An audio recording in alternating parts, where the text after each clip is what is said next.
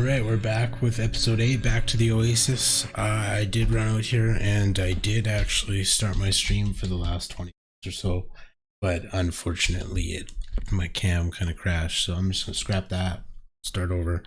I'm with my boy T-Dow from the other day. We've been at this for about 20 minutes. I've gained about 18% in 20 minutes. And I don't know what I got in Guck before, but it probably was about the same in like 2 hours. I don't know. But this is a pretty decent experience. Just the two of us. It's going good so far.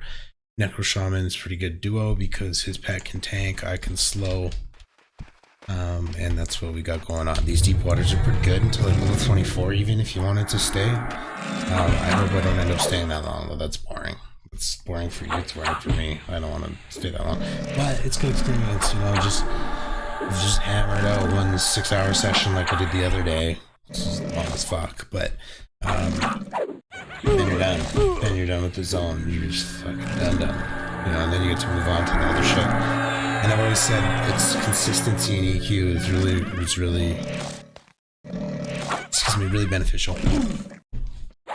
Once again, we're playing Everquest, Project 1999. I will put a link in the description about how to get that started. I think I'm just going to leave it in all the videos. And I have to say every time, the graphics are shit. Like, look at those little fucking Crocs. Looks like shit. It doesn't even have any teeth, I don't think. But it's graphics from 1999. It's actually really fantastic first time. And this is not a game you play for graphics. It's a game you play for story, community, and experience. It's just a quick journey. It's a very, very vast game. And it's definitely, without a doubt, the greatest MMO I've ever played. World of Warcraft is up there, man. But it just takes the cake in the long run, in the experience, in the journey. Both are a lot of fun. But I think if you played both and were to give it an honest opinion, I think you would just say exactly what I just said. Both games are fantastic. Everquest has the memories that you're gonna have are from both, but you're gonna have some deeper passion for the Everquest memories, in my opinion. I have played both, so I don't know. Probably doesn't mean shit. Everybody's different, but it's a fun game. I think I said at my first stream too, some of my buddies that are not down with it because the graphics are shitty would come upstairs and they're in the basement of my old place and they would say, dude, how the fuck can you spend so many hours playing a shitty game? And say, man, you just gotta try it. It's just something different. Something about it that's just unmatched. Probably how much time it takes. You can't help but feel just some deep satisfaction when you hit a milestone because you earned it. Too far. Shh. Chill out, Gina. Take a chill pill. That was my shitty robotic voice. Oh, buddy probably needs to give it to his pet too.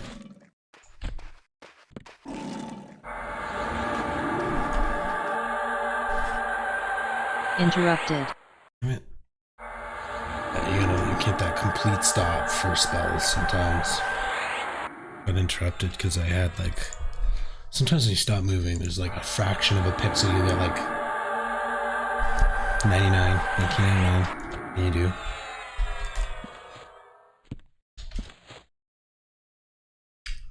I hit the meditate button. I always forget. Well, I don't always forget, but I do sometimes.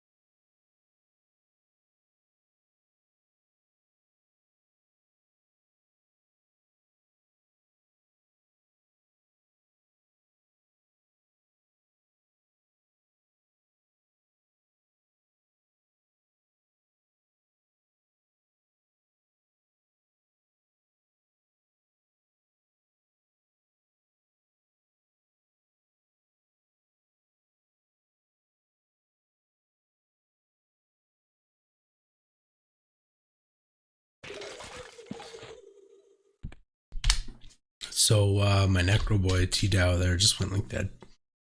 I happened to be looking for other people as he was going like dead. And there is a monk in the zone that's level 22. So a little bit higher. Probably doesn't need me. But would be a good group. Hopefully the Necro comes back though.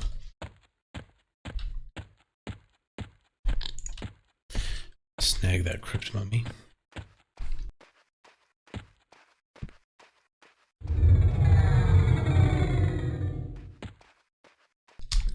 Just use my normal slow on him.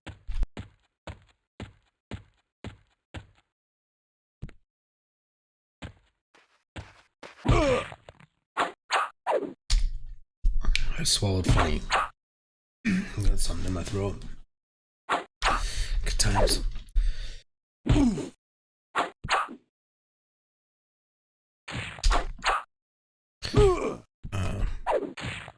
was gonna say I'm smashing this mummy, but I'm really not. But I do have mana, so let's dot him.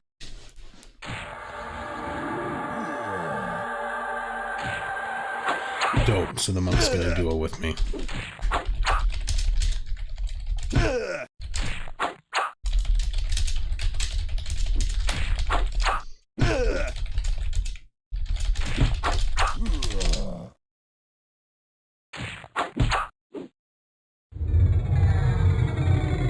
Interrupted. See, that's why Gina's nice. You don't have to like fuss around and read everything. It just kind of takes off the tediousness a little bit, but it does make it a lot easier. And you figure it out. You really realize that when you play without Gina, it's like, oh fuck, you start missing stuff, and you realize how useful it really is.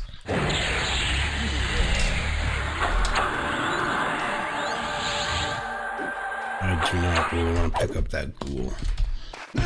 So let's just start running towards our homie. And avoid the ghoul.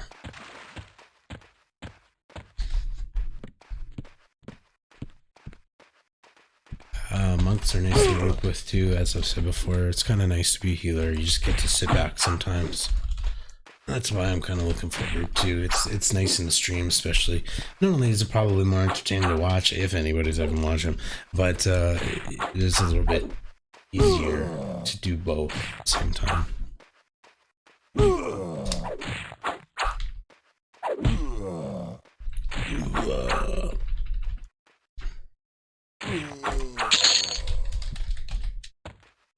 Okay, so let's go for teaching.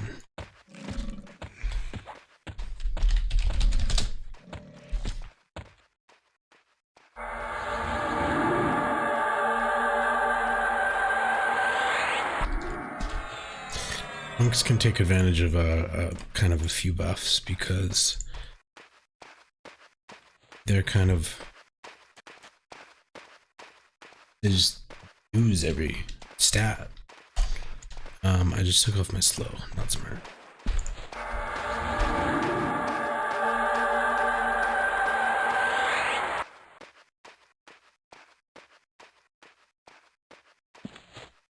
Okay. On him with the spirit of the bear.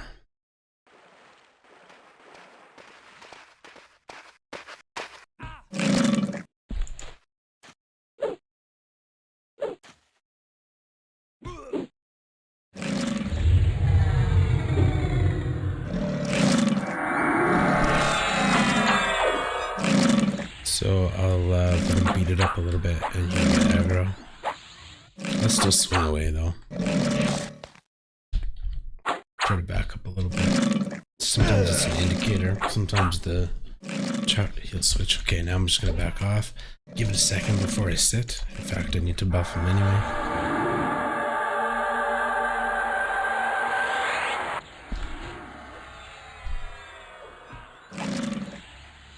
I don't think that strength is going to do anything, but strength, oh my goodness, it's a level 1 spell.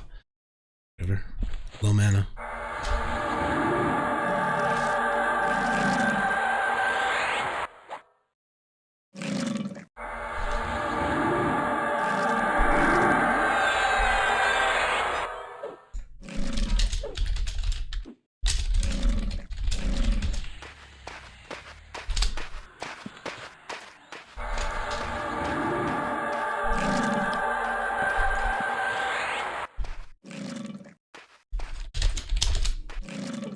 point.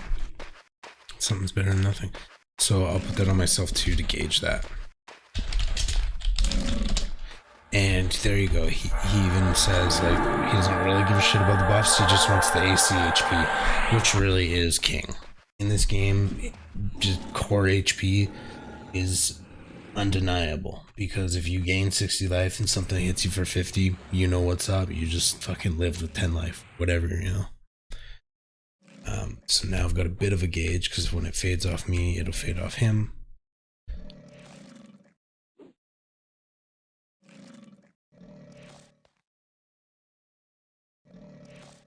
Set up. I'll just hang tight.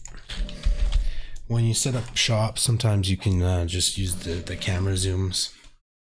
If you're a healer, especially if somebody's chain pulling and you just kind of hanging out, that works.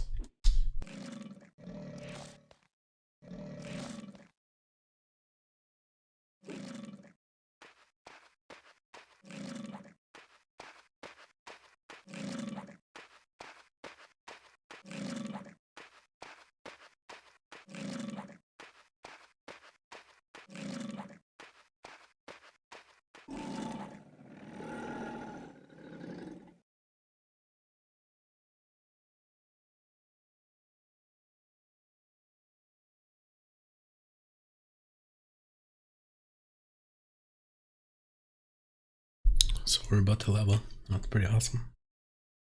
That will be nice. Probably one more kill, 2 more kills. If he finds one. The nice thing is he's a higher level than me, so pretty much anything that he brings in is going to be decent. Fuck, he was just swimming up there, so he's putting in some real effort. Nice. I'll just go ahead and use my good slow right away. I'll take a hit or two.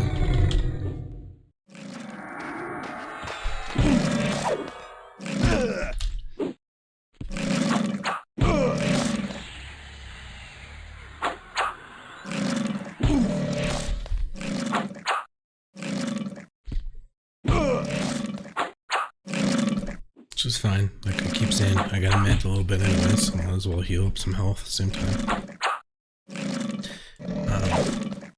Monks have a sweet ability called Mend, which has a chance to heal like 25% of their life or something. It's a little bit dicey in the lower levels because it also has a chance to hurt them by a considerable amount, maybe even the same. I don't want to take this many hits. There we go. Like I was saying too earlier, is you can back up a little bit and sometimes the aggro will switch, and that's what happened there. So I didn't have to take that many hits, but it's fine. We're good.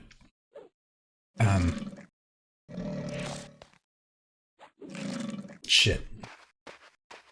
That's all it takes. 3 seconds, lose my train of thought.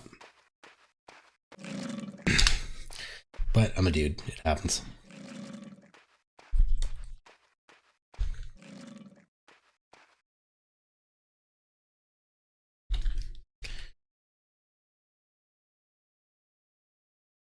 This watch. I don't know if I actually saw it. Magnifying glass for that one. Later on, I don't even think it does move. In fact, there used to be a blue bar that would kind of go across the whole yellow, and it would sort of signify how much experience you actually have. Like one full blue line would be 20%, like a yellow bubble. So if you had like half of a blue line, you know you're exactly at 50%.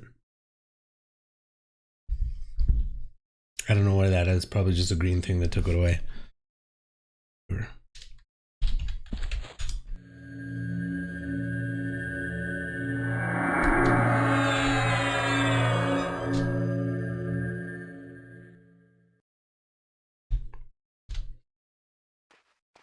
See, like the Necro who was my level, he was pulling in these greens. This monk is level 22, so he'll never do that. It's kind of nice. I can pull 2 if I need to. Maybe I'll sit on this little top. Have a better viewpoint, vantage point.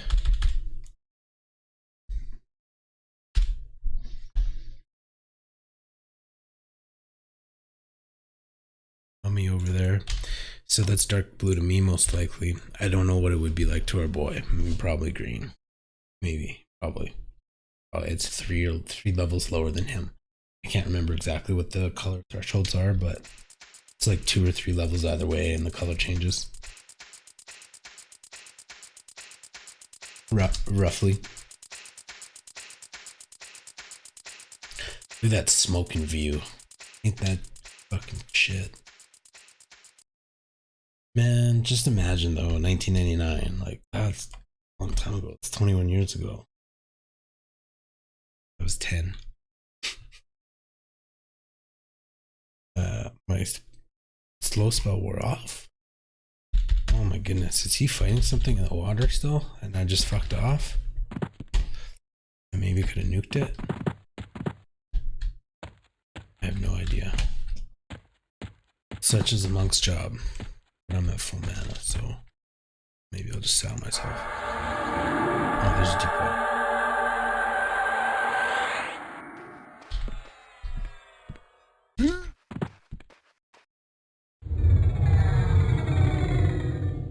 Interrupted. Yeah. So I could let him beat it up a little bit to get a little bit of aggro, but especially the fact that we're so healthy right now, I'll just do that and I'll let him pull it off. In fact, I'll just root it. Watch this. Root, he takes it, I'm dead. By the time root breaks, he'll probably have so much aggro that we're good. So this might be the new strategy. It's nice to try to switch things up. I don't even know if I've actually fucking healed this dude yet. Although I do have a lot of life. And like I keep saying, it's nice to kind of mitigate a little bit of life. So I'm going to get in there for a hit. And I'll even heal him at the same time.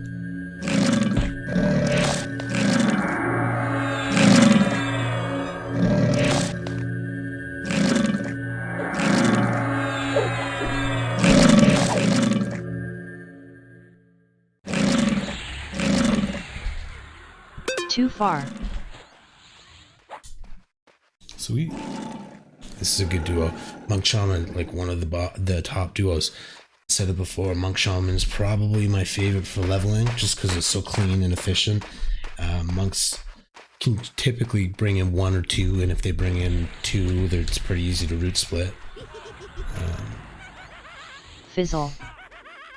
I'm gonna switch up my slows because my upper one, is on my macro, and because he's a higher level, he's mostly going to be bringing in higher level shit, so I'm mostly going to want to use my higher level slow. Those count greens and shit either way, but this makes sense. So I'm going to back up a bit, and I think, no, so it's a little risky to back up because I just took the mob back a bit and forced him to step forward. Not a big deal, it's just if people are in movie mode, you kind of fuck them up a bit. Sometimes rogues will stop attacking by accident. Some of the auto attack classes, you know, because I don't want to say they're a movie class, but they do have disengaging moments. So does healers, especially shamans, when you can just slow everything and then that's pretty much your duty.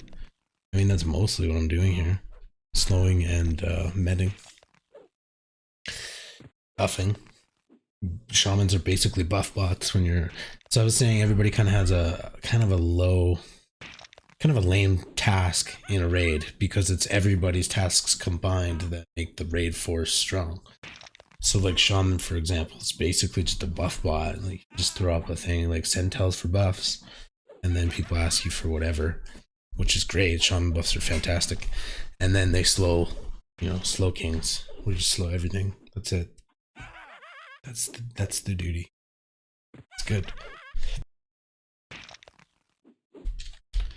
It's gonna level us.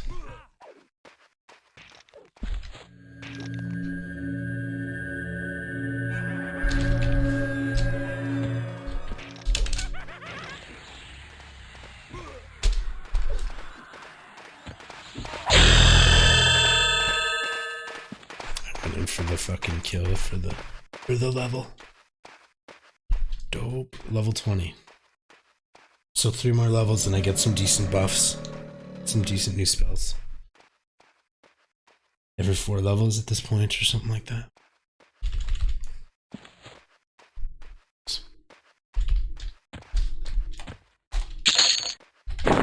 Give me those bone chips. Here's a depot. That one. Corpses. So there's some other people here looking for mobs. We're doing a pretty good job. Here's one.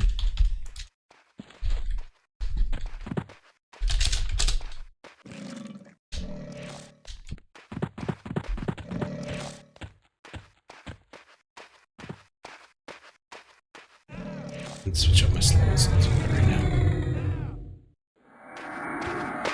I should walk right up to him. I haven't done that for this guy yet. Ooh, this is a fucking beefy guy. Fizzle. I'm gonna take those hits. Those are hits for a tank. But it's slowed, which is nice.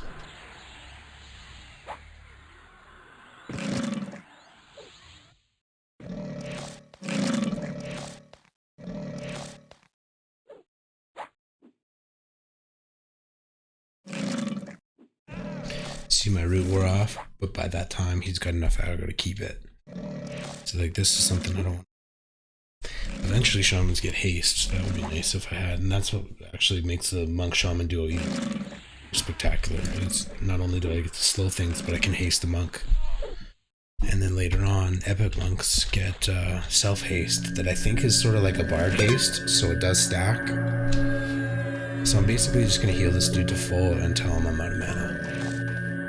Maybe take a really quick AFK.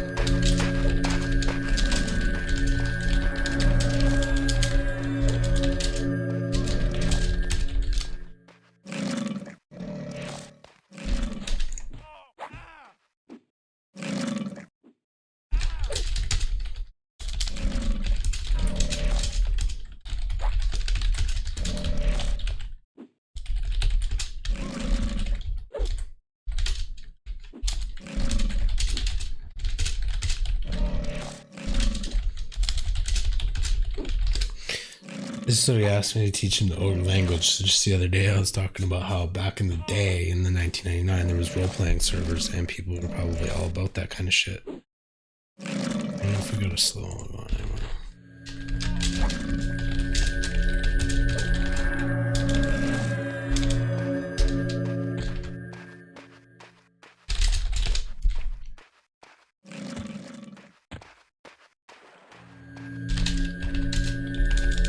Interrupted.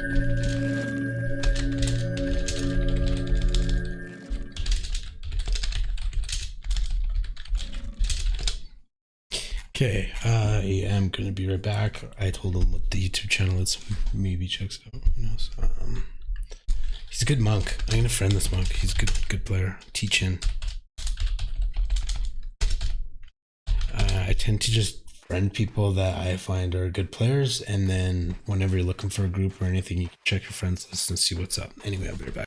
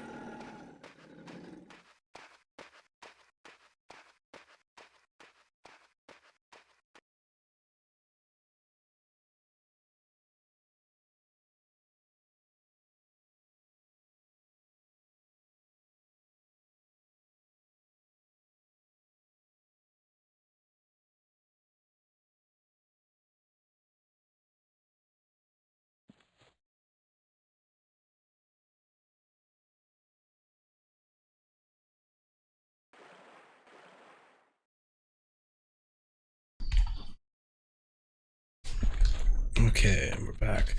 So like I said before, taking those little ninja breaks are pretty quick when you can capitalize on the mid break. Kind of keeps you playing for a long time. There's a crocodile, but might have killed it already. Actually, we didn't get experience. He's probably just going deep. Yup. We get an Olympic swimmer here teaching. That's awesome. The swimming skill's probably really good though. Like I said before too, you can just kind of run along the shoreline, and as long as your feet are kind of dipped in the water, you're good to go. You get some swimming skill.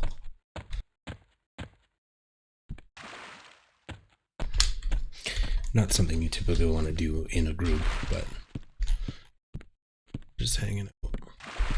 Good for Crocs.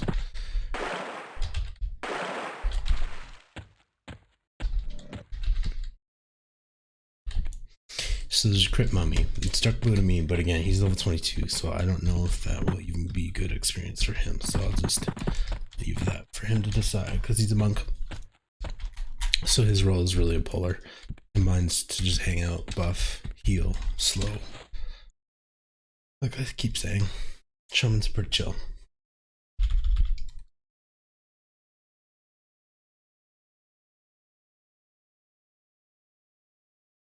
And I said it on the first stream, and I'll go right back there. The great debate with the races and shamans, or with shamans, yes, especially with Kunar coming out.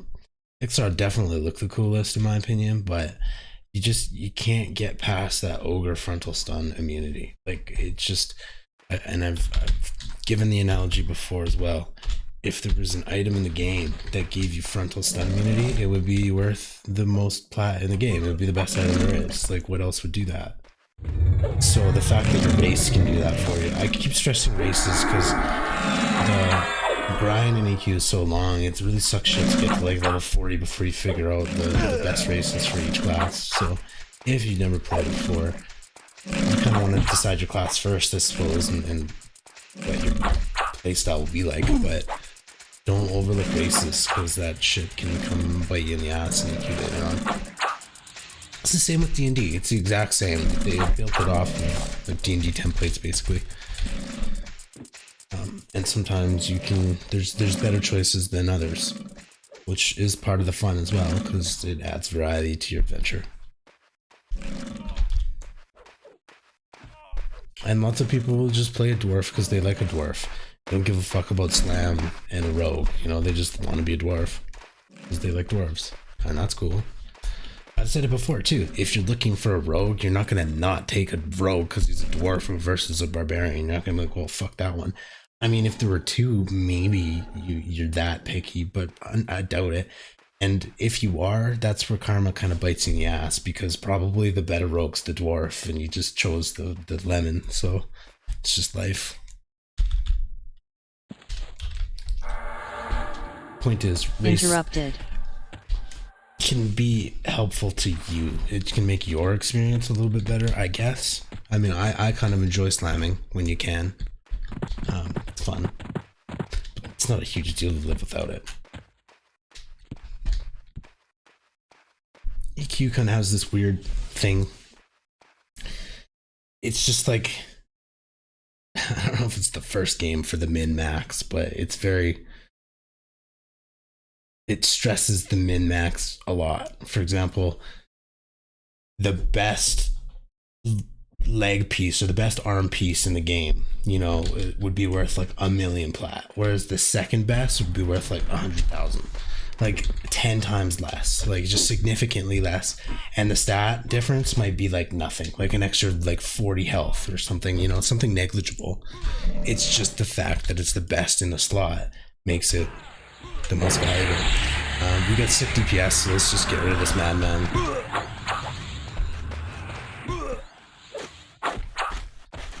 Because it's not going to give either of us experience. Yeah, no.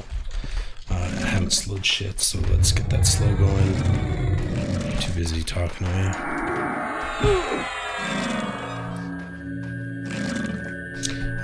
Because I slowed and healed, I'm going to be a little bit high on the healers. You know, I can root. I'll take another hit. Nice. Take make that hit 34 because I got a med anyway. And just hang out. Like, being a healer is nice. Easier. Like, easier than being the Olympic swimmer or looking for mobs, like going hard. I definitely enjoy playing the Shaman healer specifically. I'd be interested to try Cleric. It might be kind of slow gameplay, but man, those fucking heals at the end of the game are just so impactful. And when you have the patience, if you're a patient person and you like to heal, be a Cleric, because goddamn, you can do some cool shit in this game.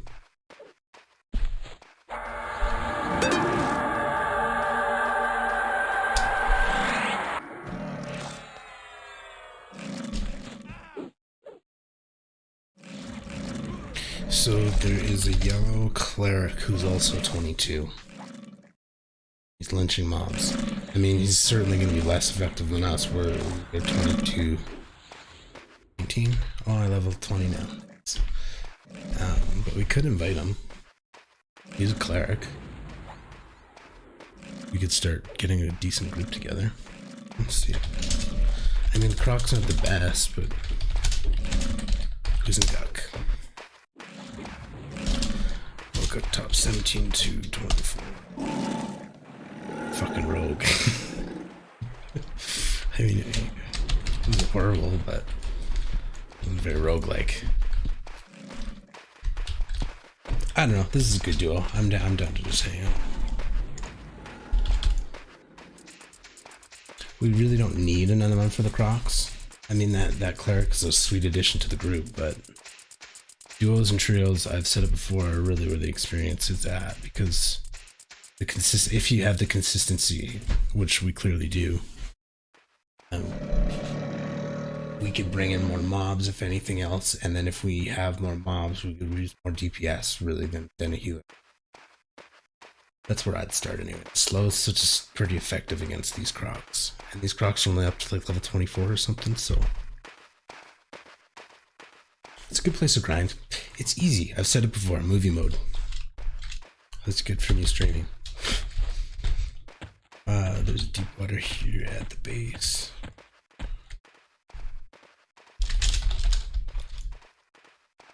I bet he's swimming. He's a good swimmer. I'm gonna pull this. There he is. Oh, it's to the left.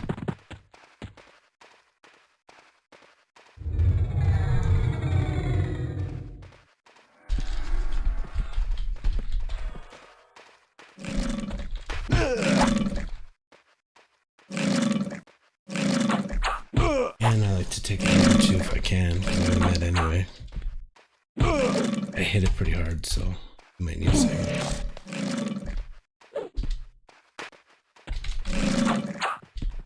I did it again. Well, more damage.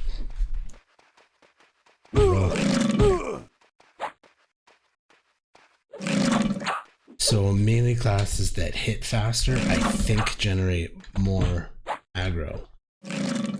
But it definitely proc does. So I know rogues got to be careful because they can grow on the hate list real quick.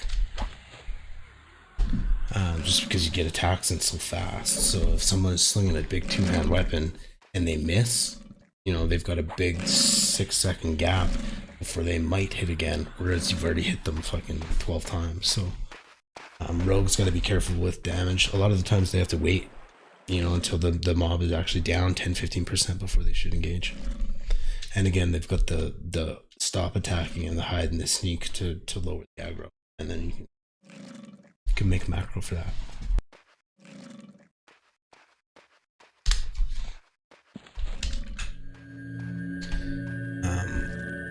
I bet that inner fire is gonna fade pretty quick.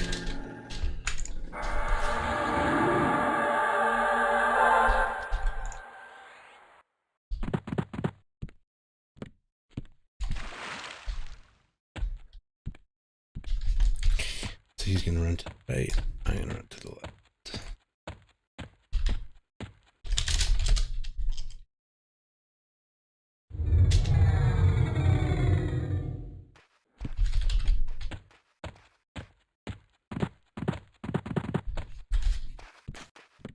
If it wasn't clear by now and you've never played before, you could there's just random slash commands and shit, but %T. So /G for group and then %T will be target. And then you can say target, which is what I did up here. I tell my party whatever I'm targeting. Smashing this. I'm agile for my size.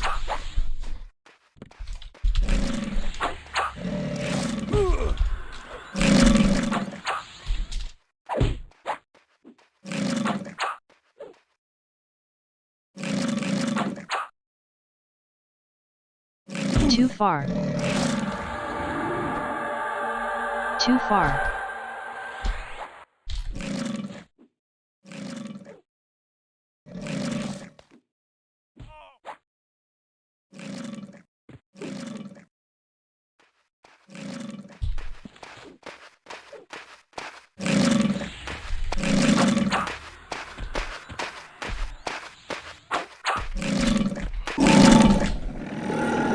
We lynched that before I went swimming that time.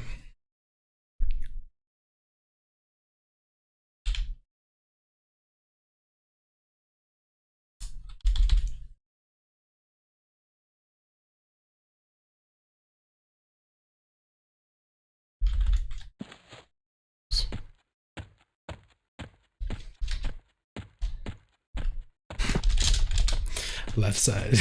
it seems like a good side. Good. I'm gonna pull that in. Resist. Oh, resist the slow. So I'm gonna haul ass this way, and then re-slow. And then I'll be pretty high on the hate list from 2 slows in a row.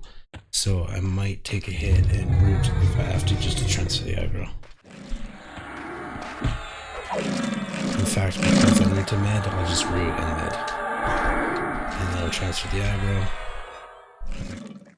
Now if that root breaks, I think I have Gina set up for it, so it's a quick alert, but you don't want to be sitting. So sitting a little bit close, because again, if he hits you and you're sitting, you're going to take full damage. So I should hopefully have quick reflexes if that root breaks.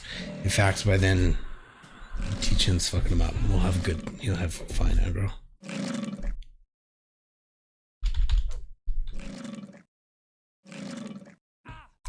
Dry bone beside us, those are decent.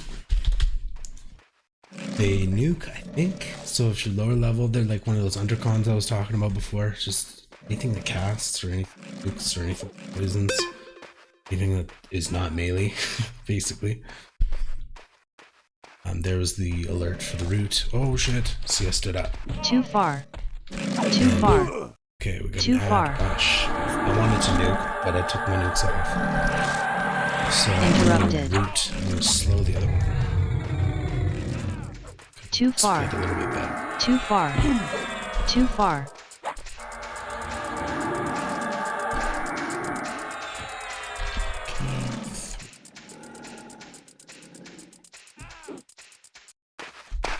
Oh fuck, see, oh nice, for whatever. Oh, so he actually didn't have his attack timer up, so I only got bashed for 12 seconds, which is max damage. I didn't even know bash did more than 1 damage. Max damage for bash. Had I been sitting and he had his attack up, I would have got fucked up. Okay, let me just root that in the back.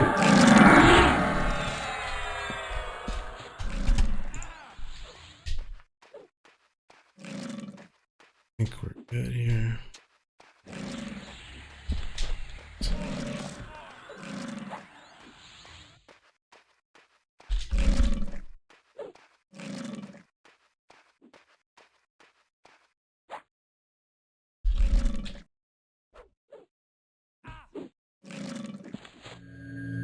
Man, I love grouping with monks, and this is a good monk, so I hardly even have to heal. Oh, the slow just wore off though. I do have to do that.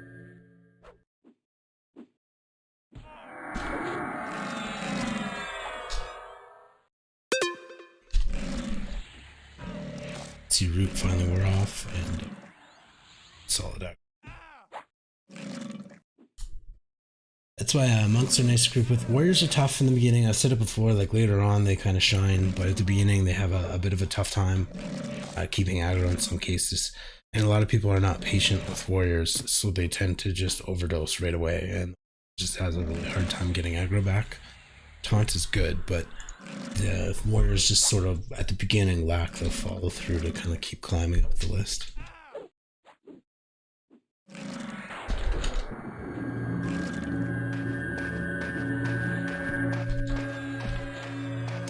So there's an 18 Shadow Knight looking for a group. Again, if we wanted to build a group, I mean, it's not the best because Teachin's already 22. That 22 Cleric would have been better. But that's a decent place to start if you wanted to build a group in somewhere else, like Guck or somewhere. Because we don't have a tank. So, okay. They're pretty good, actually. Monks are pretty fucking good. Monks do the most... So I think, obviously, rogues do the most damage for melee. And then monks would do the next best damage for melee, I think. And they do shit ton of other things, like pull and tank, and monks are pretty damn good. I have good things to say about every class, except really for rangers. And again, I've said it before, rangers are probably a lot of fun. I've never really played one. And I'd like to twink one out and give one a fungi and, you know, just solo even as a ranger. You could do a lot of fun shit, I bet. One thing I'm curious about is how well rangers can do a sneak pull. So it's been a long time since I've ever been a melee, but a sneak pull, you can basically go behind a target, and if your sneak is successful, you can use ranged. Interrupted. Too far. So you can use ranged and basically single out the one that you pull if Jesus, I'm explaining this terribly. If you're behind a mob, so if there's a group of 3 and you go behind one of them and you use sneak and your roll is successful and you are sneaking, if you use a ranged attack, I believe you can just peel the one guy off.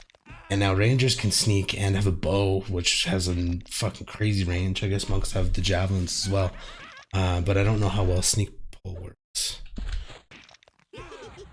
Undead fight to the death. I'm just gonna nuke here. Nice. That was a decent call. I can heal. Out of mana.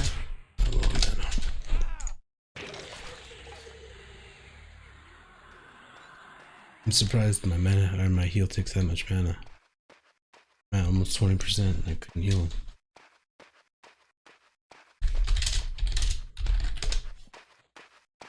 So I said it before, binding is pretty sick, especially for rogues and monks.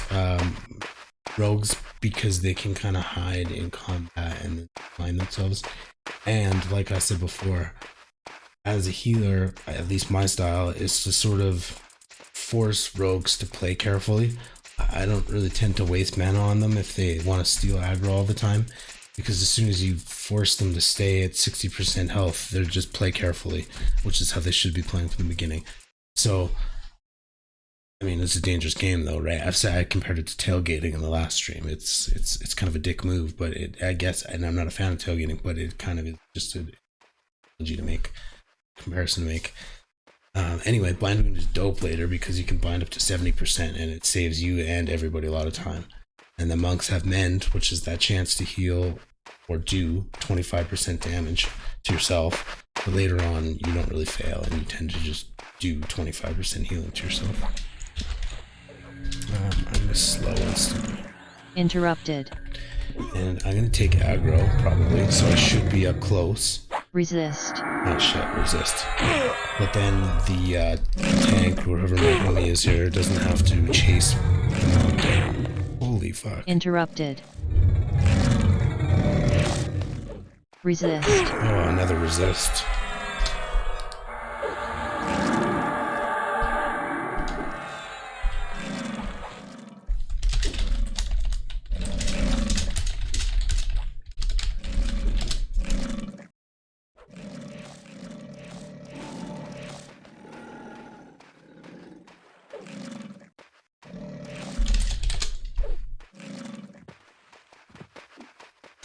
Monks, he might even have mend up, so we might kind of save if it comes to it. Oh, there it is. Okay, I'm gonna try to slow. Actually, I'm not gonna slow just because I can't take the hits, so I'm just gonna hang tight. And if I take aggro, I'm gonna hang tight and just save mana for heals. no reason to go crazy. I don't need to kill myself, I just don't need to pull aggro.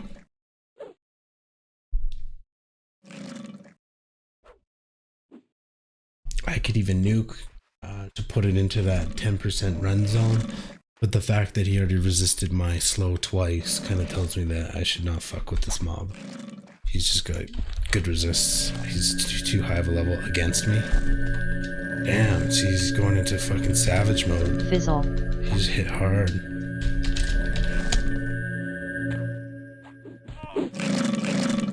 Try to force it into that 10% because I ain't gonna do any good with netting.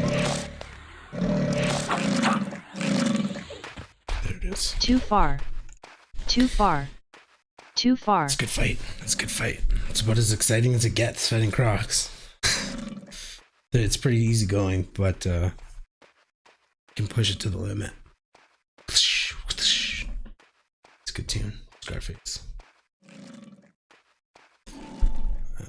And obviously we'll take a mid break, and he's probably gonna bind wound.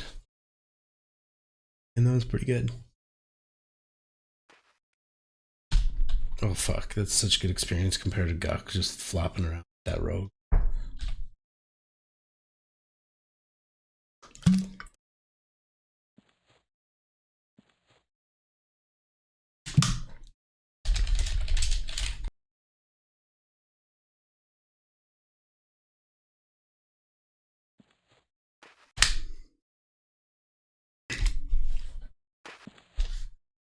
Oh yeah, you can mend me too. Man, can't wait for Cannibalize, and I can change my health into mana slowly. And technically I could find my own wound, but eventually you use that trick where cast a spell, use a clicky, like a earring, there's Remora earring, and then it'll refresh your global cooldowns for the rest of your spells. So shamans end up just doing canny 2 and then using that refresh and then canny 1. And you just do instant canny. You don't have to mess around with the canny dance anymore after you get that earring or any instant click like Journeyman Boots or something like that. It's just anything to refresh that global cooldown spell. But again, you can't cast the same spell twice, which is why you have to do canny 1 and then canny 2 and then canny 1 and swap back and forth. And again, that works with any caster. So if you're a cleric, you can do like a greater heal and then instant click something and it'll refresh your global cooldown, and then you can use a lesser heal immediately. So you could do some pretty cool tricks with that too with nukes, especially if you're fighting undead and you're necro or cleric or whatever. You use a higher level nuke, instant refresh, lower level nuke. It's actually sick on a necro because you can get some dope leeching abilities. Like you get pretty significant nukes that are leeches at the same time. So you can heal yourself by like 30% with your good one, and then instantly you heal yourself with 20% with your lesser one. Boom, you just like instantly gain 50% life, did a fuck ton of damage. So that's a fantastic trick for casters. Might even switch some melees to casters. It's really phenomenal. But you do need that instant click to make it work, which I do not have yet.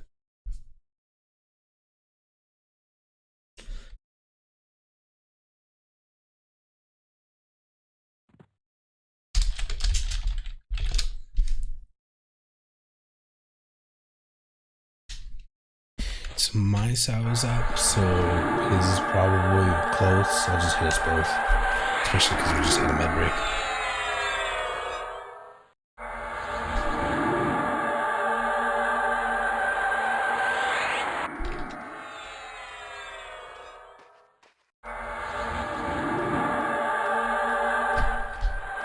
Interrupted.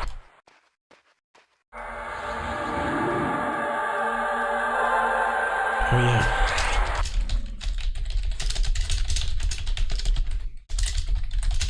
Dope. Okay, so he wants to learn how to speak the older language, which is just cool. I was explaining how back in the day there's role-playing servers and people were probably a little bit more into that than they are now. What you do is right click and go to languages, and you can switch to any of the other languages.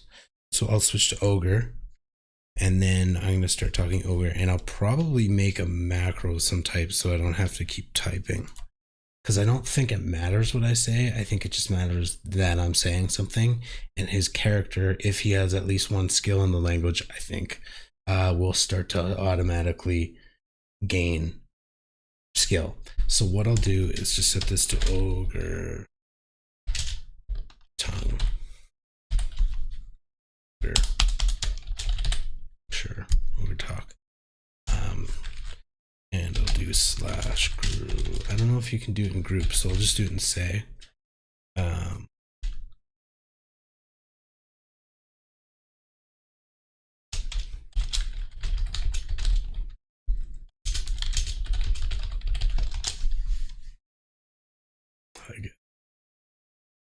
And to make that a little bit more efficient, what I'll do is actually put it where my sense heading is, which I do have bound to A and D. So anytime I turn left and right, I should say that. And I'm going to spam everybody around me with the older language. So hopefully everybody around me is going to get super annoyed. Okay. Always listen to the stream. I appreciate it. I'm going to switch that to group so I don't piss everybody off. I love this game. So Zadicus beside us, it's just fucking needed to say, I don't speak your language, orc. You can do a little emote of your own. It's not going to do an animation, but you can do a quote, and then I can do like a snarl. Snarl at %t. So it says Raghor snarl. Whoops, I should pluralize that. But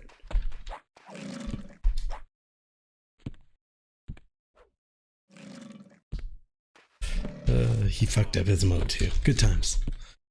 So I just leveled up my swimming just by dipping my toes in the water. I told you it would happen eventually.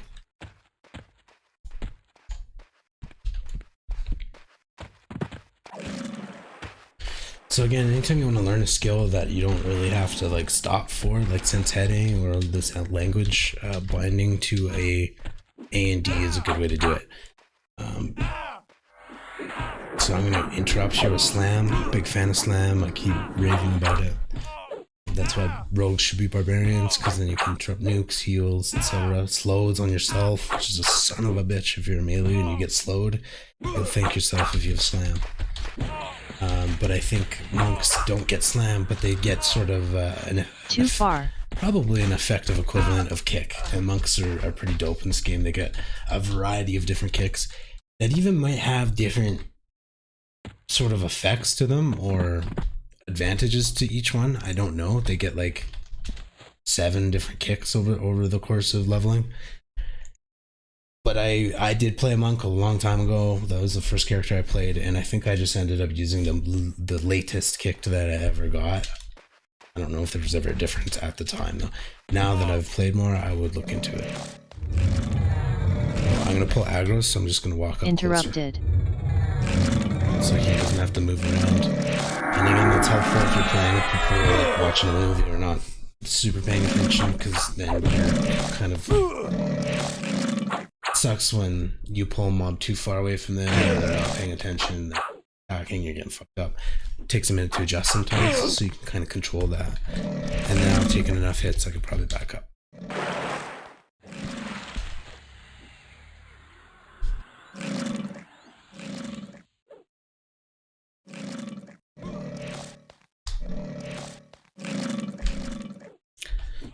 It's definitely a long haul though.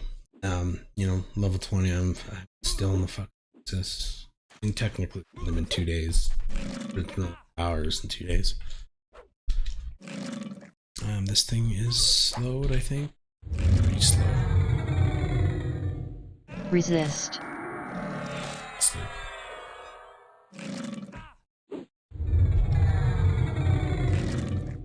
Resist.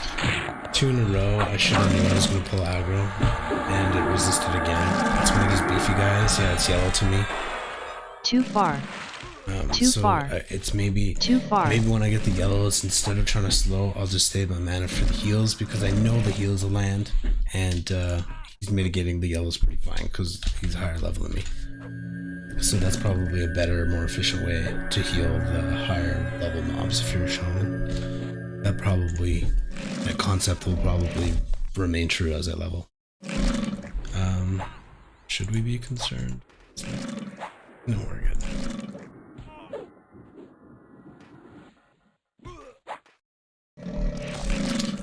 Nerd alert. It's a good joke. Well, it's a terrible joke. But nerds appreciate it. So you know you played EQ too long when you slash con your wife and she's aggroed. Probably true. That's why it's funny.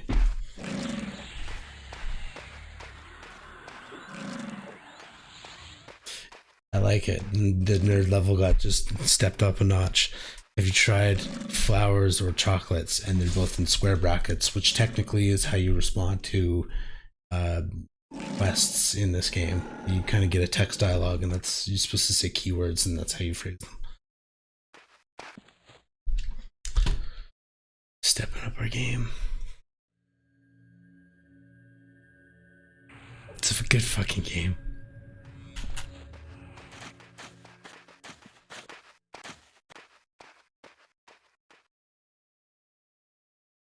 So again, /CLE or /clear the list. I like doing it every once in a while because I'm anal. And it's a nice feeling of, I like doing it during med breaks, I think. It's nice, like, refresh. Especially if somebody uses red, and you can get rid of it. Or if you've got just spam on there or just junk, it's nice to get rid of. You can even switch over to here. I can try to remember to hit A and D when I'm medding, so he learns Ogre. Oh, I could just spam that too because I'm used to waiting for sense heading to pop up before I can use it again, but I could just spam this shit. And because I have it on 2 buttons, it's like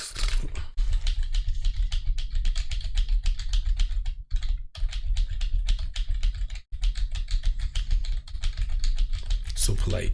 But I'm an ogre, right? And I'm talking ogre, so it's kind of what you'd use this for technically back in the day, to play on the role-playing server. In fact, I think the point of the role-playing server is that you can only talk, there's no common tongue. You only talk your language, which is fucking sweet. Because especially in the lower levels and you want to group with a different race, it meant something. You couldn't talk the same language, which from a role-playing perspective is actually a lot of fun. That's really cool. That would be a lot of fun. Especially if you don't know anything about the game. Imagine playing this in 1999 when you couldn't Google shit and every pixel of every fucking zone wasn't figured out. It would be such a new experience. Especially for the time, because there was nothing even close to like this. It's just such a cool game. And I've said it before, of course, the graphics are shitty because it's 21 years old, but it's almost 22 years old. But yeah,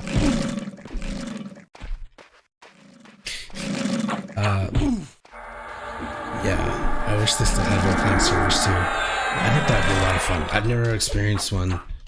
I was almost too young when it first started. I was like 14 and fuck, I could barely do anything. I remember getting banded was like my biggest achievement. Until a lot later anyway. Until my brother, who was 5 years older than me, played a cleric until like level 46 or so, and then I saw how to play the game, and then I took over as cleric, and it was a lot of fun. It's a fantastic game. But I compared it in my first stream, I think, to Diablo 2 because it's so old too. It's just like, imagine playing these games when you couldn't Google things, like in Diablo 2, when you could figure out the Heraldric Cube recipes yourself, and when those were close guarded secrets. EQ 21 years later is still full of close guarded secrets. It just is. There's so many amazing things about it.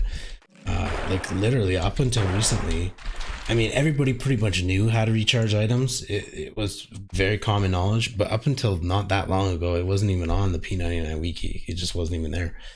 And then the thing I just mentioned about using the earring or an instant cast to refresh your global spell cooldown, again, that is another secret that's almost just revealed not that long ago. Almost because it becomes so common knowledge as time goes, because guilds get so big and word gets passed around. That's when it gets written into the wiki. Like I said before, I have a good secret in HS that I don't think anybody really knows. So this game's kind of full of that. Like everybody, and there's like 1,400 players, 1,600 players that are playing right now at peak time, which doesn't sound like a lot of players considering how many people are in the world, but it's a shit ton for the server. Like it's fully populated. Fucking awesome. Great time to start.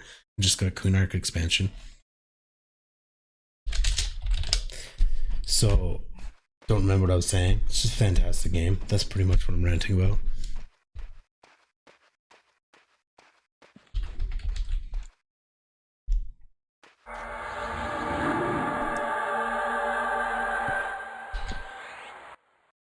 I think one of the things, and I've said it before, one of the things I love most about it is just the journey. Like you spend so many hours in this lame Oasis killing Crocs and just overall boring things, but later on you go over to those specters, and it gets so deep. You get to kill lots of shit. It's just like a really intense D&D story that you play through for 10 months, and then you're like max level, and you got another 6 to 8 month journey ahead if you wanted to, especially if you don't.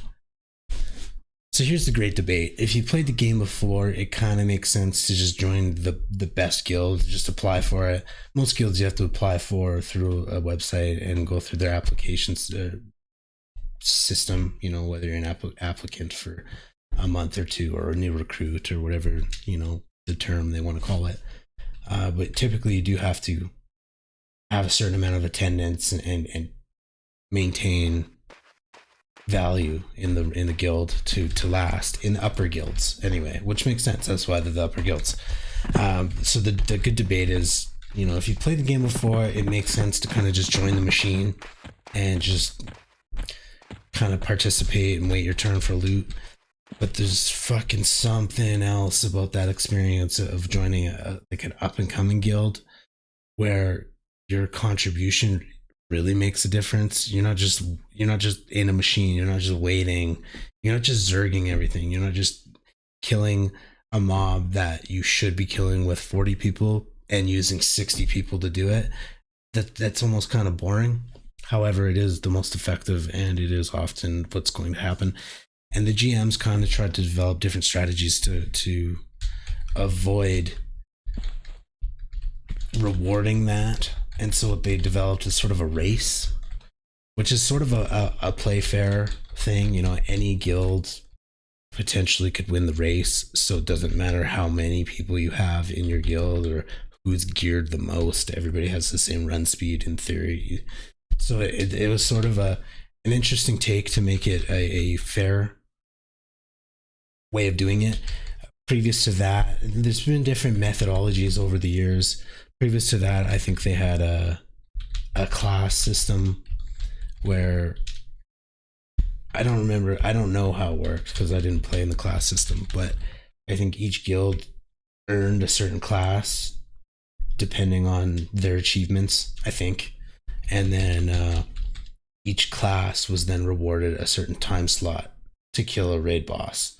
So whether you do it or not, I don't know what go to Sanja and call out. Thank you. So probably coming in from the right. Oh, I'm way over here. We were over there before. I just swapped mountaintops here, sand tops. But there is a sand giant heading this way, so that's why I'm on the water line. Oh, the sand giants.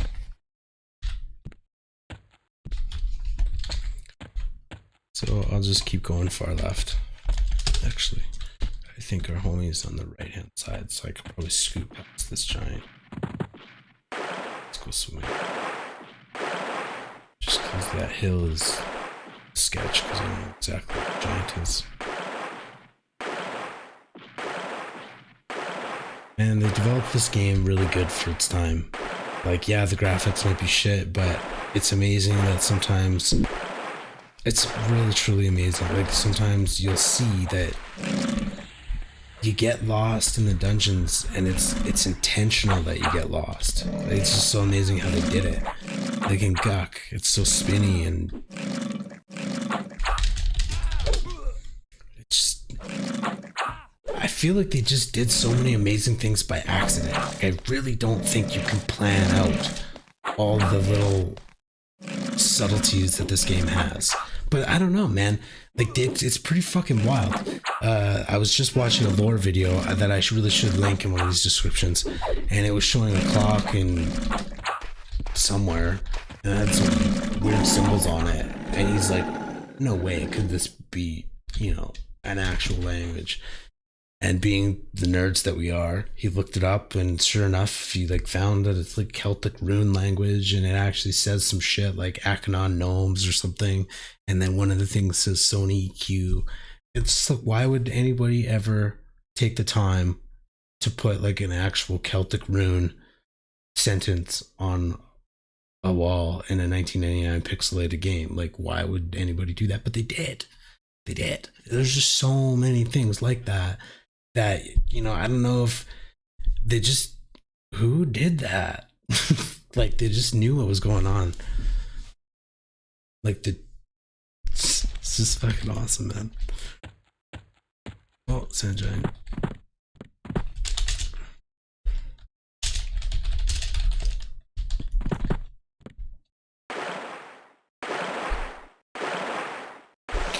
And like I said, there's so many subtle things. I just don't know who is responsible. Like, was it one person that just went through each zone and was just like, okay, was it their job to just add the spectacular factor to each zone? They just went through and critiqued everybody's work, and they were just like, okay, this is the mob that's gonna see through Rogue and Viz. This is the one.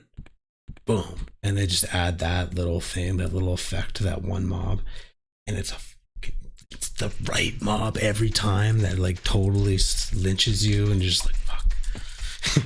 And it's funny because you get burned and then oh shit. Nice.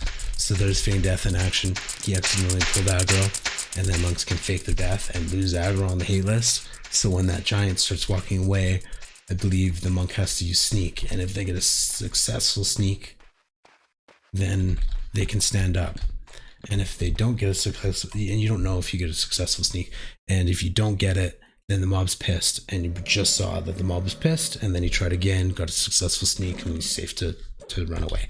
So that's why monks are spectacular pullers, and they can split groups of 5 into 1s or 2s. They're just phenomenal. That's why Monk Shaman is probably one of the better duos, because you can really scoop through a dungeon one mob at a time. And then the Shaman can slow and haste the monk and do buffs, the HP. It's just, this game is so deep.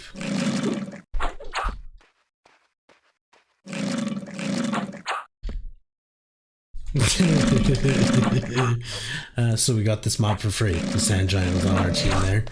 Whapped a guy who actually pulled it, killed him, and we took his rewards. Such is life. Such is life in EQ. Gotta watch out for those Sand Giants though. Now that we know that the Sand Giant's up, it's gonna pace back and forth. So in another 5 minutes, and maybe not even, we should probably, hopefully, be mindful that it's on the way back. Maybe even before then. So now it's time to be aware.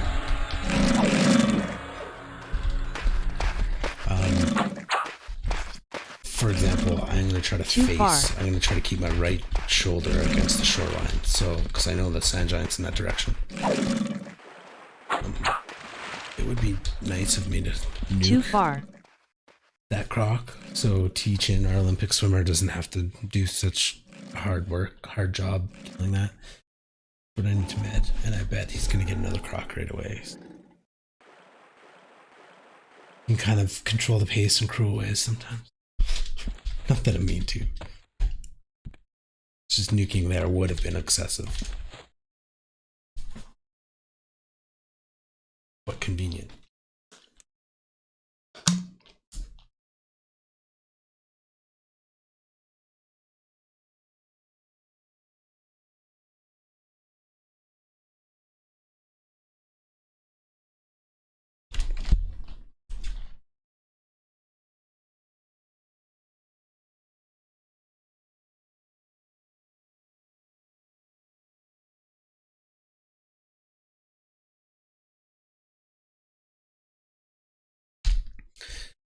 So unfortunately, I play for about 30 minutes or so, maybe 45.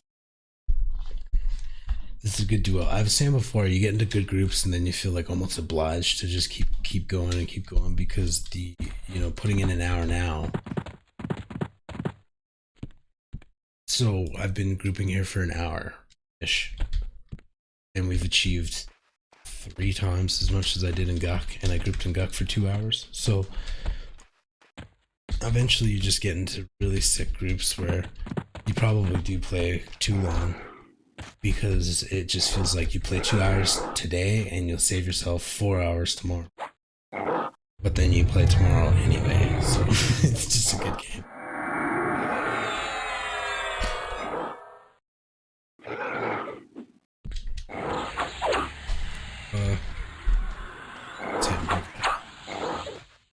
I heard casting, I was like, what I thought we were fighting a warrior. We are. It was procking something. So because T-Chin's procking, I could give him a dex buff, which would increase his chance to proc. This is one of the few times a dex buff actually would be useful. But I'm only going to be around for half an hour anyway, and we're just smashing, so I'll just make sure Sal's up and HP, AC. Armor class is super important in EQ, and it's underrated. Well, it's not underrated anymore because everybody knows how valuable it is, but it's a stat that doesn't feel valuable, but it is. It's the effect on the streaming mace that's doing the giving him a mighty yelp, which I think just increases strength briefly, I believe, but it helps increase aggro. Oh, Sandra. Because I know you're listening, the sand giant on the right. It's probably easier than typing.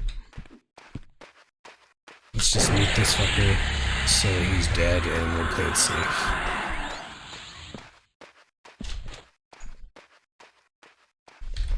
And then I'll spam him with some older language. See, it's good that I bound that to A&D, because I actually 100% forgot about training his older language again, but because it's on A&D, at least I'm getting some in there.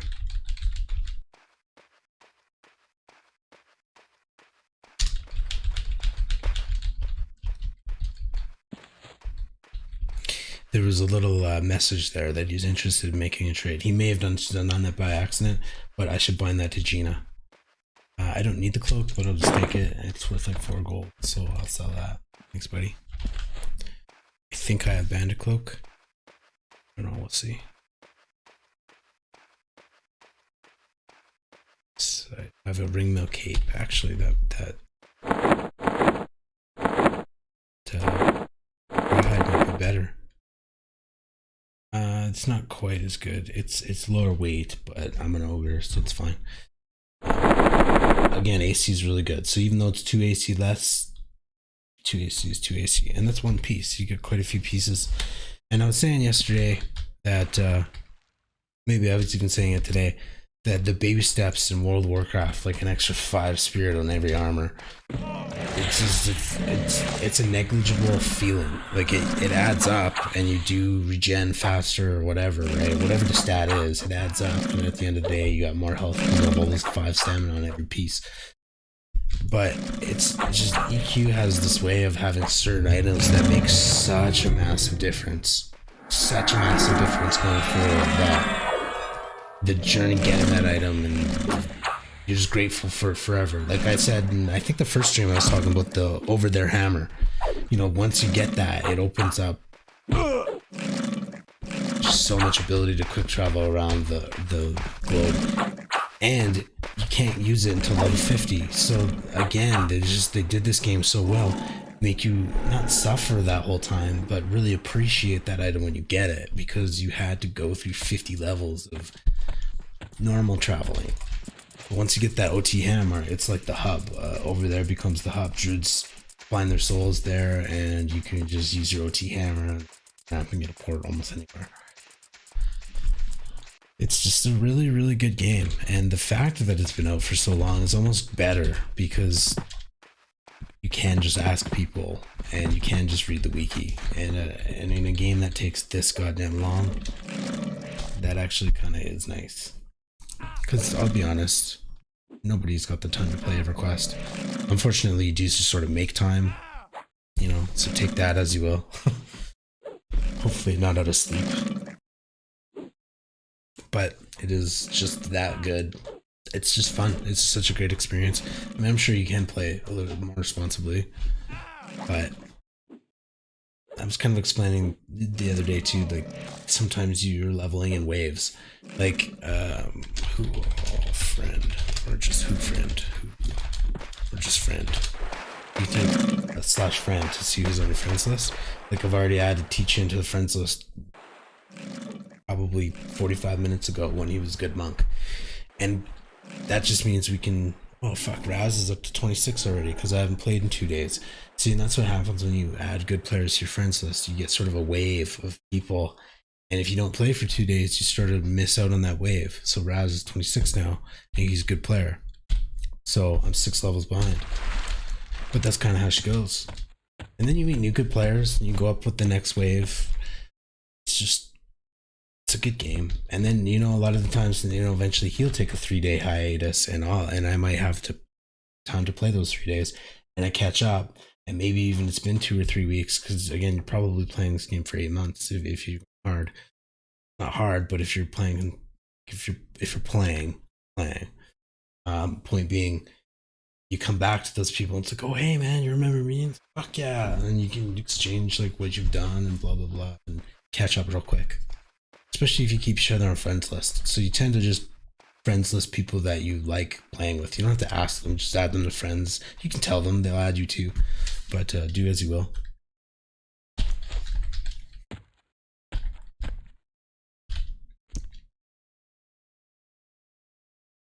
So I'm pretty sure I sowed us both at the same time, so 7 minutes left on that timer.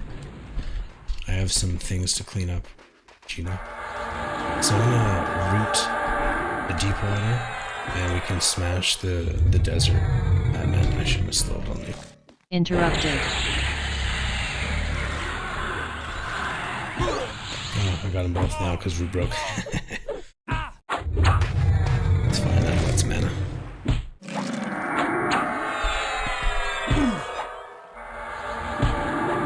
Interrupted.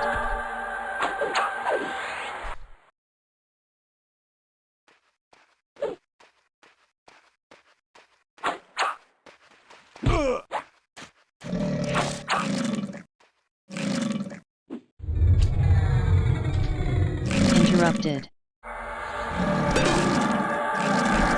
Too far. So that one is slowed, so should be easy, no contest. Toss a heal. Right. I'm gonna take a hit.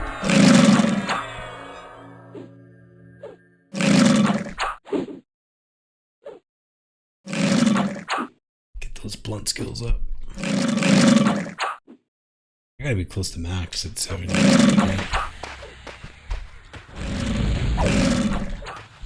Cool.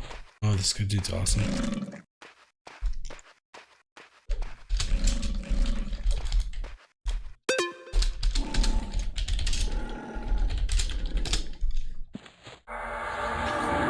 grouped with him the other day.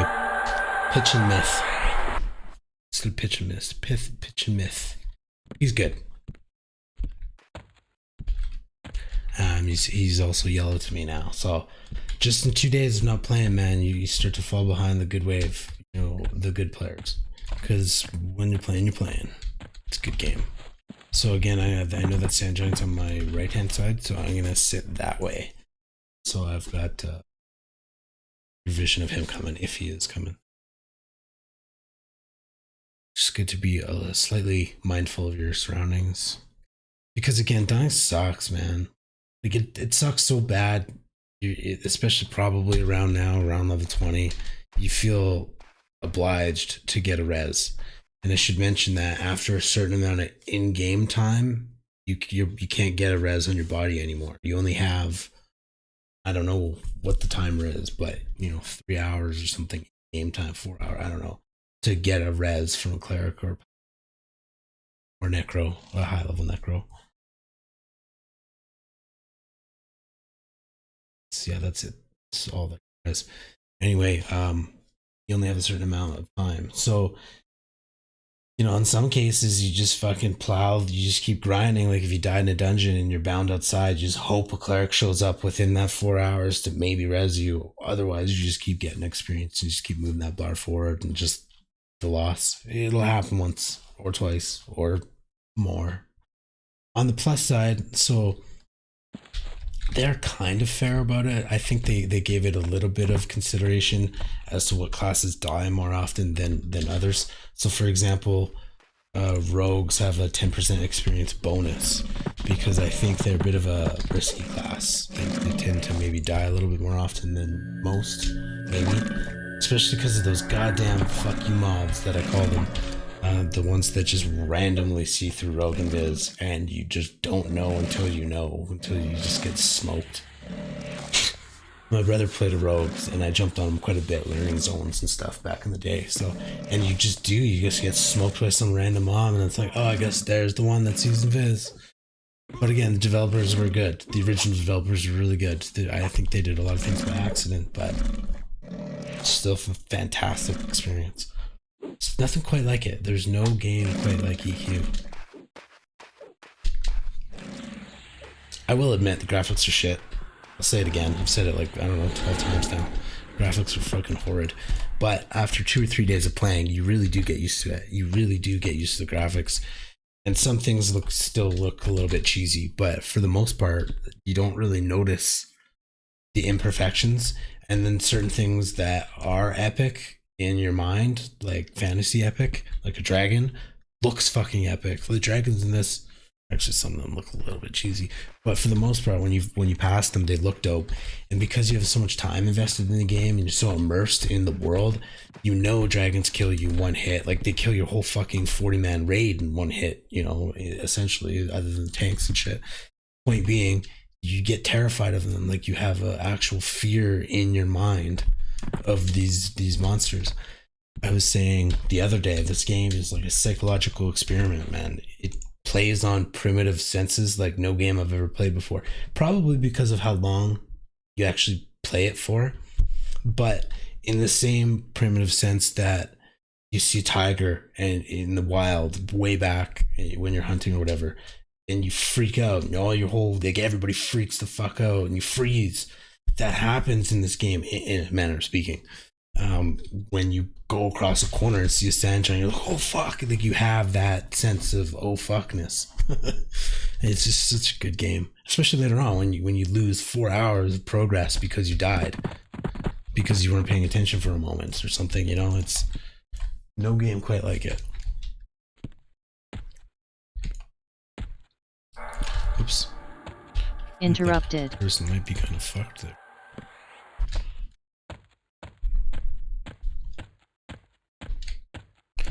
So probably both our sales are about to expire.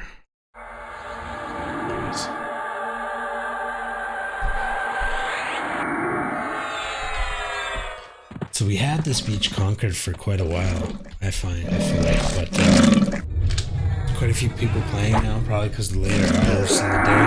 So it's 6:50 in the west. So decent amount of people grinding, which is cool because I gotta go right away anyway. Did I slow this? Yes, I did.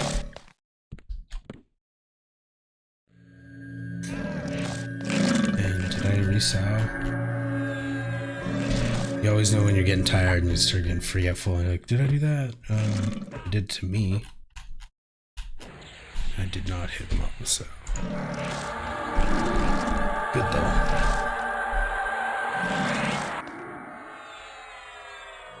What meds you meant? Meds. Interrupted.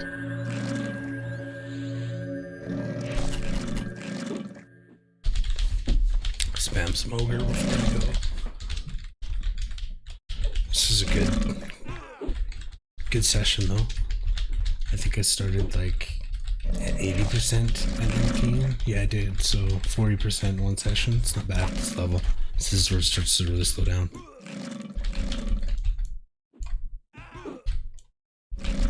Work boy is looking for green. Necros are dope. used to play Necro, as I've said many times. It's God action.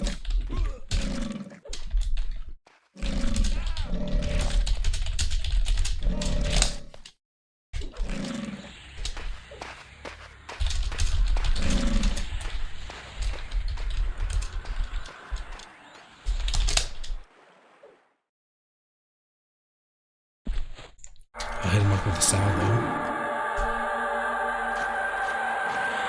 Yes, got him.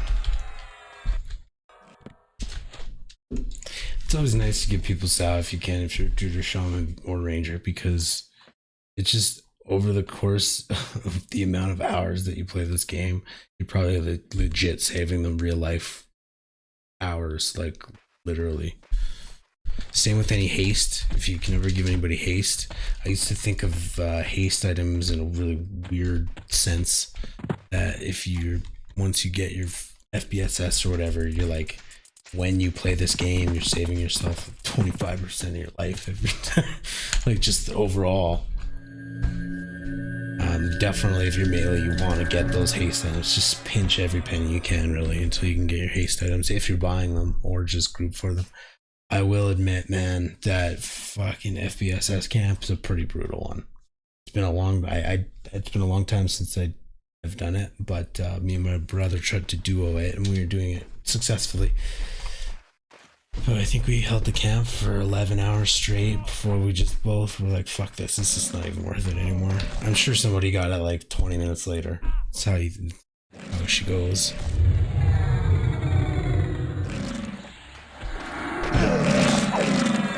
But it can be a brutal camp. Sometimes if you're a die-hard player, you can. Too far. I mean, fuck, man. Half the battle's actually getting the camp. Far. Because a lot of big ticket items are, I don't want to say camped, but there's like 20 different people that are camped out right where that mob is, right where the named mob is. Ouch. And they're all just kind of logging in and out throughout the day to see. Oops. I should probably stop doing damage here. Out of mana. I've got way too much aggro and not enough life. But anyway, there's like 20 people camping out or so around a named mob, checking throughout the day if the camp's open or not. Not necessarily, but likely a couple. And so getting the camp's half the battle, especially for the big ones, big ticket items. So once you get that camp, sometimes if you got it like early in the morning, for example, you don't really want to let it go. You want to try your best. I mean, it's up to you, do as you will. But I've had experiences where you just want to do your best to duo the whole camp. So if the item drops, you both profit 100%, or you keep it or whatever. Anyway, we camped that FBSS for like 11 and a half hours or something before and my brother's not the hardcore one, I am, and he was willing to just go, and I'm like, dude, I can't do it, I had to give out. So you do some crazy shit once in a while, but sometimes it pays off. And I remember another crazy camp I did was for the hero cloak back in the day. I don't remember how long we stayed up, but it was a doozy. It's a fun game. I mean, you do that, and if you're willing to do that, it's because you enjoy it. Out of mana. For that amount of risk. Holy shit, man. This thing is going beast mode. And my roots are gonna take aggro. But it's not gonna run anymore. We just gotta push it into that 10% and then flip off. Gonna bump it, which is cool. Pissed.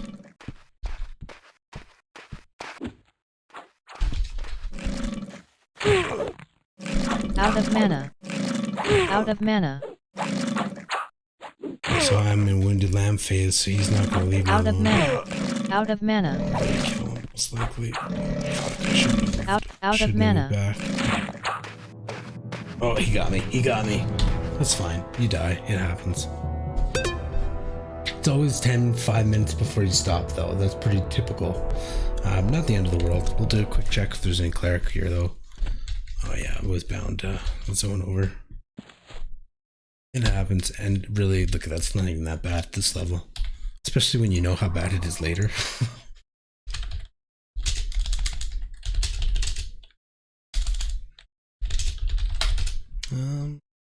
Do well cleric. Yeah, there's shit tons. Okay, let's get some buffs going here. So if you can, maybe there's a cleric nearby and you get a decent res, and then you don't lose any progress. Or even better, you can look for a cleric, and for whatever reason, EQ kills you for 5 or 10 minutes before you want to camp. It just does. It's part of the game. It's that fuck you factor they've just mastered somehow. It's like I swear to God, everybody said it at least once. Are they listening? Like, how did they know that? I just said that I needed that, and then there it is. Like, it's happened to everybody. Probably because so many hours in the game, it's just going to happen. But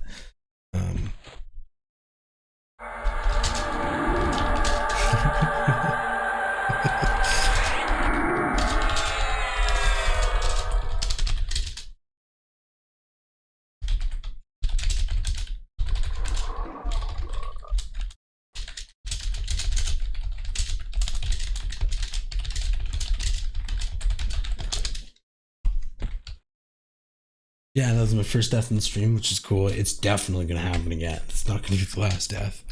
I mean, shit, I'm only 20. And again, the experience loss wasn't bad. When I actually do pick up my corpse, I think I do get a little bit of experience back without a res. I think you just get some back from picking up your corpse. So, you know, I'll test that when I get there if I don't get a res.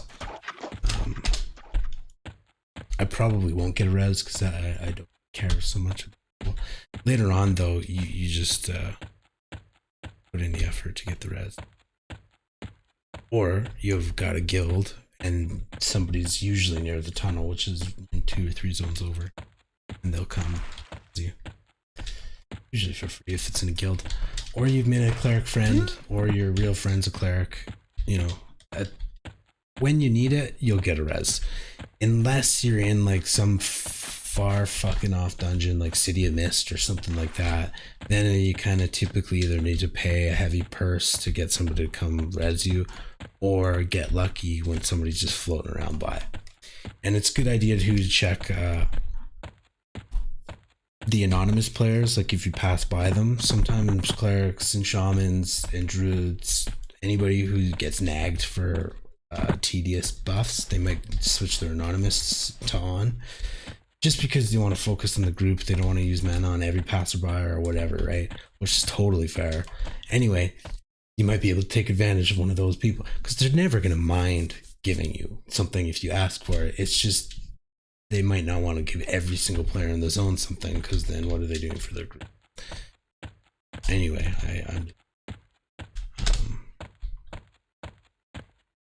so yeah, no clerics here either. I mean, I could go out of my way, but what I was kind of getting at is it's kind of a funny double-edged sword that EQ kills you 5 or 10 minutes before you log. Because while it sucks, it's also kind of nice because you get a chance to look for a cleric here now. And if there is none, that 4-hour res timer or whatever that I was mentioning before is an in-game timer. So you can actually drop out of the game, which is what I'm going to do, is log for the night. And I still have those, you know, I have 3.5 hours where my corpse is still able to get resed. So it's actually not worst thing to die before you log for the night. And in some cases you might want to actually leave a half an hour on that timer and log for the night. In the end, you might actually get way more experience back out of that move, because if you get a res for 90%, then you like, you know, that could be 2 or 3 hours of grinding. So, you know, taking that half an hour not only might give you a nice brain break, but in the end actually might end up being more efficient experience wise. So something to consider. Something you don't consider until you're in that shitty moment. And then, fuck, maybe I should just call it for the night. And you're gonna call it defeated. It happens. It's a fun game. You can't have it, the reason it's fun is because sometimes you do die and sometimes you do have a shitty experience. But that's why the good experiences are better.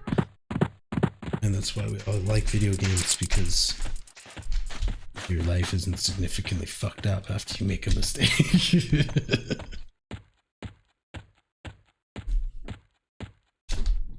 Anyway, almost back at the body. I'll probably just see if there's a cleric in that zone and then maybe call.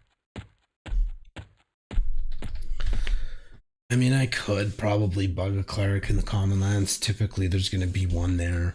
But I'm such a low level, I don't really have to bother somebody to come a couple of zones over. Plus, I don't really have the time to wait. As much as I would appreciate it, I don't really have the time to hang out, wait for somebody to come a couple of zones over. And maybe they want to finish something first. So just at a quick glance, I don't see any cleric, which is all good. Oh, good tip is if you know you're going down and you don't know where the fuck you are on the map, you can do the /lock, and then it's nice to do before you die, because then you know your location of your body in that zone. Otherwise, if you lose your body and you don't know where the fuck your body is and you look for a while and you can't find it, necromancers have locate corpse spell, which is a really low level spell, maybe even level 1. So pretty much any necromancer around you can help you find your body if they have the time to run and find it. Otherwise, bards I think also have a spell that is locate corpse, and they can also help you find it. In order to preserve the buff timer, res timer on your corpse, you just have to leave one item on your corpse. So I guess I'll leave, I'll just leave a backpack. Most of those backpacks are insignificant, so I'll just leave one backpack, one item, and then my corpse will stay here. You stomach the embarrassment, and maybe a cleric comes along and can help you res that. So before I go, I'll toss out some salves, kind of courteous, just do a quick rebuff.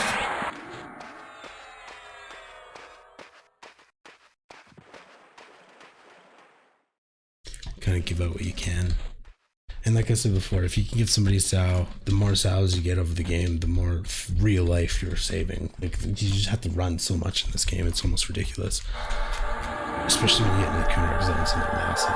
But it's fun. That's what makes it fun. The adventure, the travel. That's what makes this game fun. You don't just press a button and teleport places just because you've been there before. You have to find somebody to help you get there and pay them, if you will. You know, like, it's a really immersive. It's like a first-person true D&D game. Like, you are your D&D character for 10 months, and then 8 months or 6 months of raiding or whatever. It's just a fucking game.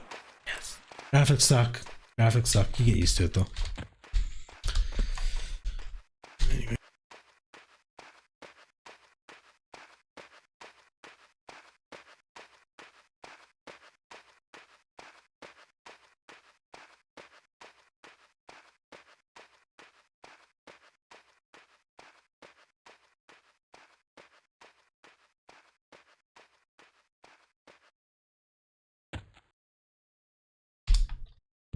So you can drag your corpse. But you just do a type /corpse. And then you can target it and just usually hit the macro over and over. Don't want to spam yourself. You can wait a split second and then press it, but you just do it over. Anyway, the reason I'm dragging my corpse is because I don't want to leave it over where the sand giant roams. I'm gonna bring it way the fuck over here, and this is the same spot I'll log because it's around the corner.